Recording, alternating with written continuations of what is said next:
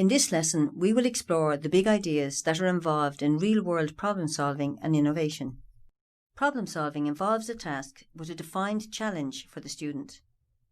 Problem-solving happens when students must develop a solution to a problem that is new to them, or complete a task that they have not been instructed how to do, or design a complex product that meets a set of requirements.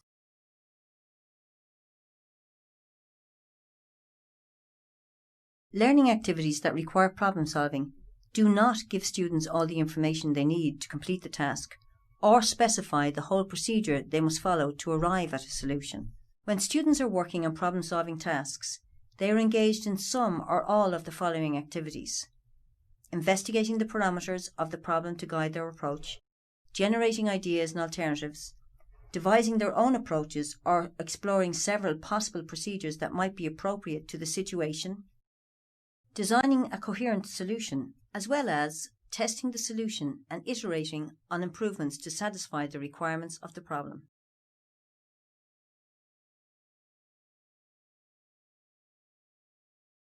To count for this rubric, problem-solving must be the learning activity's main requirement. The main requirement is the part of the learning activity that students spend the most time and effort on, and the part that educators focus on when grading. Think about these situations and consider if problem-solving is taking place. Students read a story and then take a quiz about what they have read.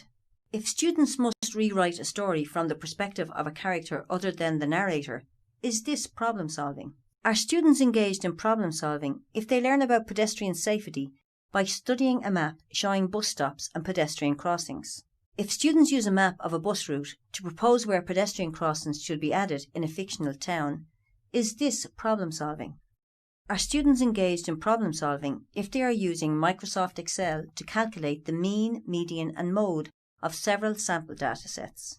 Are students engaged in problem-solving if they identify appropriate situations for using mean, median and mode by exploring several sample datasets in Microsoft Excel? Quite often you will hear the phrase real-world problems, but what does this mean? Real-world problems are authentic situations and needs that exist outside an academic context. These real-world problems have a number of common characteristics, which we will explore in the following slides. Firstly, real-world problems are experienced by real people. For example, if students are asked to diagnose an ecological imbalance in a rainforest in Costa Rica, they are working with a situation that affects real people who live there. Secondly, real-world problems have solutions for a specific plausible audience other than the educator as grader. For example, designing equipment to fit a small city playground could benefit the children of the community. Another characteristic of real-world problems is that they have specific, explicit contexts. For example, instead of learning which vegetables grow best in which parts of one's own country, students who are engaged in real-world problem-solving would develop a plan for a community garden in a public park in their own town. This learning activity has a specific context, but the other activity does not. A final characteristic of real-world problems is if students are using data to solve a problem. They use actual data, not data developed by an educator or publisher for a lesson. For example, students will use real scientific records of earthquakes, results of their own experiments, or first-hand accounts of a historical event. Think about these situations and consider if they are real-world problems. Students rewrite a Shakespeare play in a new rhyme system. If students rewrite a Shakespeare play for a teenage audience, is this a real-world problem? If students use a bus map in a textbook to propose where pedestrian crossings should be added in a fictional town, are they engaged in real-world problem-solving? If students use their own town's bus map to propose where pedestrian crossings should be added in their own town, are they engaged in real-world problem-solving? Are students engaged in real-world problem-solving if they investigate the interaction between green plants and carbon dioxide in the air? Are students engaged in real-world problem-solving if they investigate whether growing plants in their classroom can improve the air quality? Is this a real-world problem if students identify appropriate situations for using mean, median and mode by exploring several sample datasets in Microsoft Excel? In a learning activity, students identify appropriate situations for using mean, median and mode by exploring several sample datasets in Microsoft Excel. Now consider, how could you redesign this learning activity so that the students are engaged in real-world problem solving?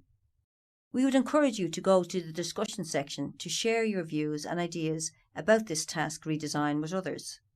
Now that we've explored what we mean by problem solving and real-world context, let's explore the next idea: innovation. Innovation requires putting students' ideas or solutions into practice in the real world. We will discuss and explore this idea in greater depth in the following slides.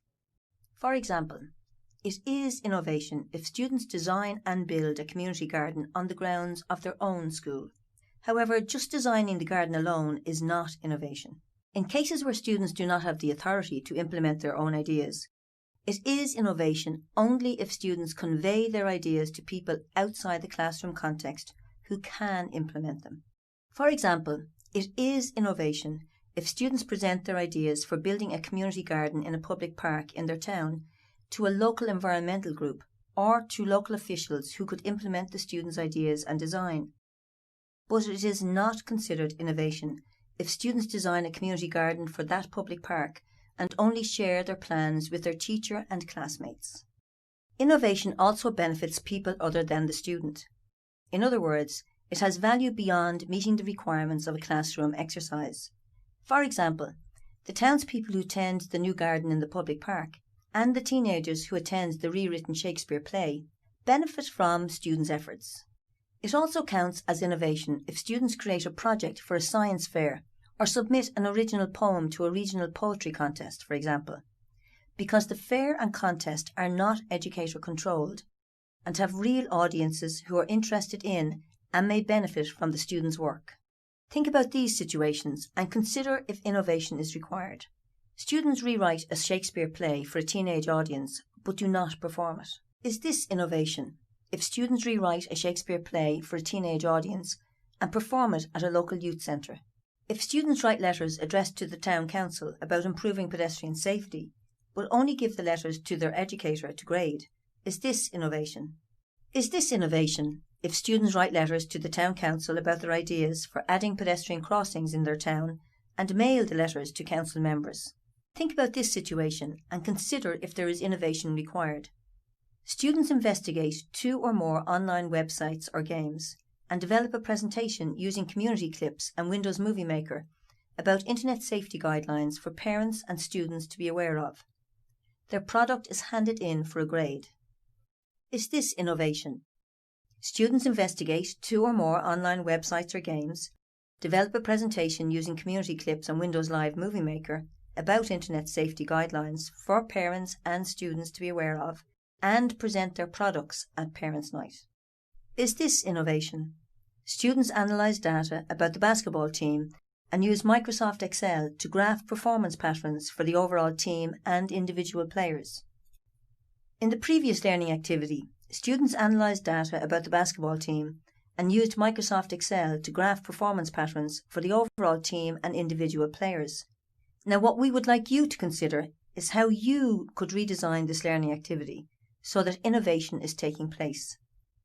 We would encourage you to go to the discussion section to share your views and ideas about this task redesign with others. In the next lesson, we will consider how to redesign learning environments that require students to engage in real-world problem-solving and innovation.